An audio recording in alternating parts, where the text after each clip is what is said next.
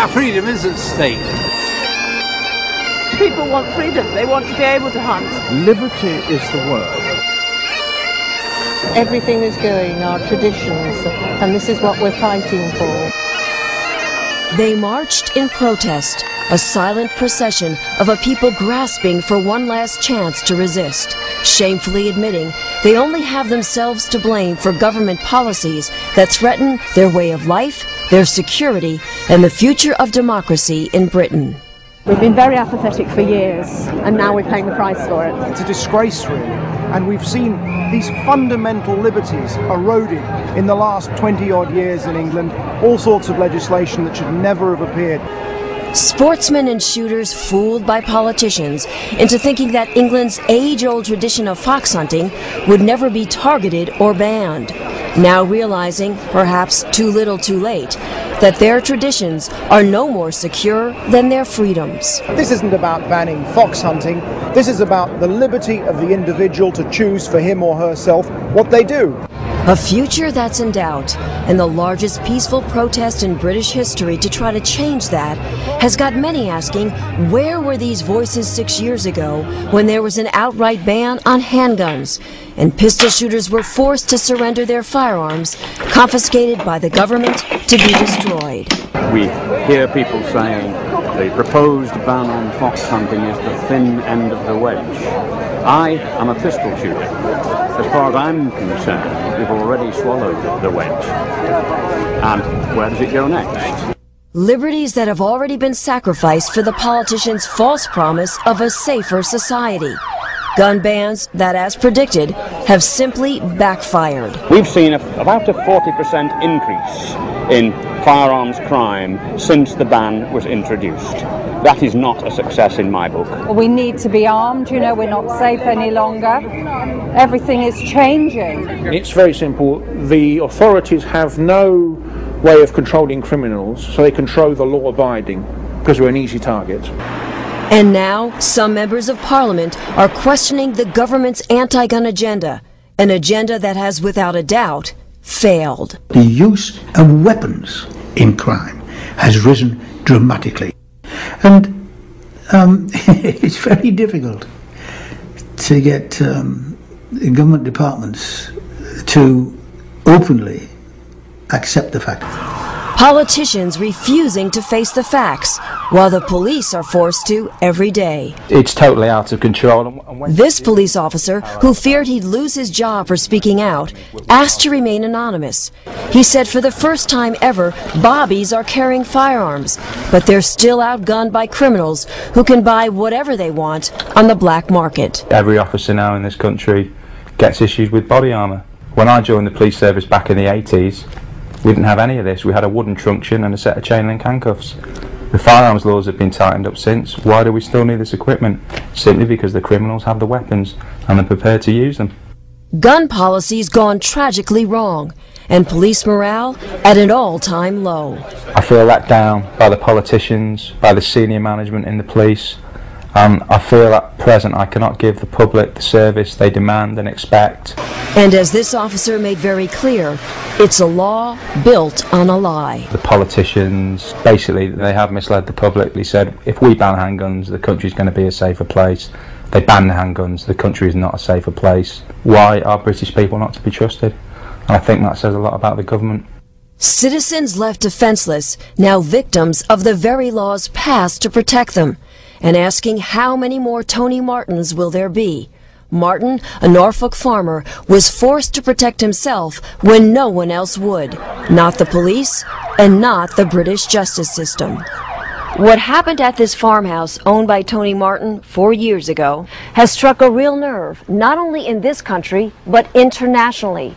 2 men broke into Tony Martin's house. Both of them were shot. One of them was killed. And the man who fired that gun, Tony Martin, was initially sentenced to life in prison for murder. But many people think Tony Martin should never have spent 1 day in jail. They say he was just an innocent man protecting himself and his property. Tony should not be in a jail, not for what he did. He was perfectly within his rights, in my view. to look after his own property and his own life. My thoughts is that I would do exactly the same, put in the same situation. I would not hesitate to do exactly the same. I personally believe that, you know, if you're in your own house and people come in, then they should expect whatever they get. Everybody around was saying the same thing. You must have a right to defend yourself. It has gone too far, swung so far in favour of the criminal. Criminals like those in Tony Martin's case, who were no strangers to the law. 16-year-old Fred Barris, who was killed, already had 29 convictions. And 30-year-old Brendan Fearon had 34 convictions and had been in prison for burglary. He was sentenced to 3 years for trying to break into Tony Martin's home. But after only serving 18 months, he's free while Tony Martin remains in jail. And he's now threatening to sue Martin using taxpayers' dollars. The system is on the side of the criminal, not on the side of the victim. You go and rob somebody and then sue them because they've damaged you. It's absurd.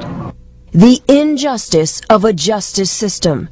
And although Tony Martin has had his life sentence reduced to manslaughter, he still sits behind bars here at High Point Prison in Suffolk, England, counting the days until he's released. I was the first reporter from the United States allowed to visit with Tony since he's been in prison.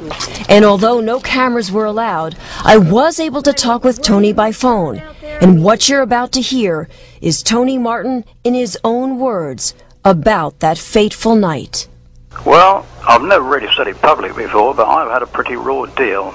I personally think it's very, very wrong for somebody to have to live in their house in fear. But for some unknown reason, there are people in this country who don't know the difference between defending yourself, protecting yourself, and malice aforethought. I thought it was the people that came in the house that were malice aforethought. Chief Constable of Norfolk said that Tony shouldn't have used his gun, that he should have yelled for help. Well, you've seen the isolated location. I could scream furthermore and nobody would hear me at 2 o'clock in the morning.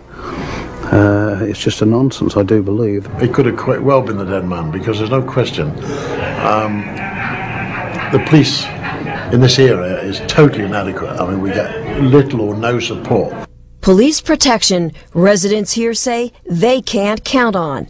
And they're fed up with being denied the right to defend themselves. We've been broken into several times before, and most of the people around here at one stage or another has either been broken into or had an attempt to do so. This wasn't the first time you had a problem. No, it was the third time this year that somebody had broken the house, yeah. You actually become a prisoner in your own house. I have every sympathy. I genuinely do. But I can't say that the law shouldn't be what the law was. What I can say now is that because of that, we ought to review that particular law. I think the Americans have a saying about it's better to be judged by 12 than carried by 6. Tony Martin tried that venture. He was judged. He is in prison. The story is not yet finished. And neither is the story of a struggle to reclaim rights these honest citizens have already lost. Costly mistakes of trusting in a government that has left them unprotected. Their message to gun owners in America is simple. It will happen to you if you let it. Jolly well could, and they ought to realise that. If they saw what we're seeing in this country, then they'll fight for it. But if you don't do anything, you will lose your liberties, and make the effort. Don't be apathetic. Get out there and fight. Learn from our experience and don't give an inch. Your constitution matters, your freedom matters. The Pericles said it way before me. Freedom is only for those who have the guts to defend it.